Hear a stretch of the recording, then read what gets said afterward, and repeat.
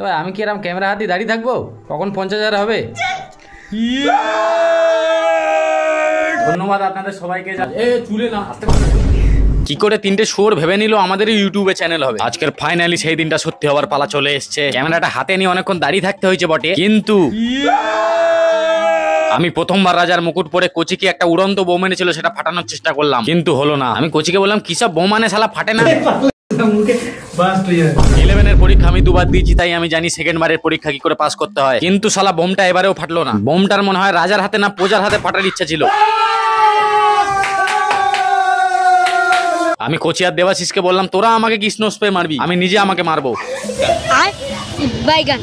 এটাই হচ্ছে আমার রুতবা অন দ্য ফায়ার। ধন্যবাদ আপনাদের সবাইকে যারা যারা 50,000 সাবস্ক্রাইব করতে আমাদের সাহায্য করেছো, আর ধন্যবাদ ভগবানকে যে আমাদের 50,000 সাবস্ক্রাইবার দেওয়ার জন্য যোগ্য মনে করেছে।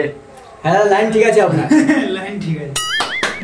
হ্যাঁ মানছি আমরা তিনজন একটু গরিবের মতন দেখতে, তা বলে এরকম না যে আমাদের কেক কেনার ক্ষমতা নেই। এ দেখো কেক কিনে এনে আমার প্যান্টের অবস্থা কি হয়েছে। কেকটার নাম ছিল দ্য লায়ন কেক, সিংহ পুরো আমার মতো।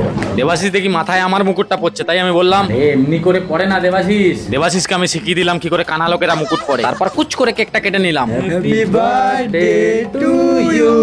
কোচি বললো কার জন্মদিন ছিল? আমি বললাম সাবস্ক্রাইবারদের। তুই বাবু খানা তোর কেকটা। এবার এলো একটু কেক মাখামুখির টাইম। এদের দুজনকে এমন লেপেছিলাম, এরা দুজন আমার উপরে রেগেছিল। নাও ভাই এবার কার কি মাখানোর মনে আছে? চুলে না চুলে না, আসতে পারো। টাটা সবাইকে, ধন্যবাদ। এলাম, জয় হিন্দ, নমস্তে, সত শ্রী আকাল। শালা শান্তিতে বসে একটু কেকও খেতে দেয় না। ধন্যবাদ।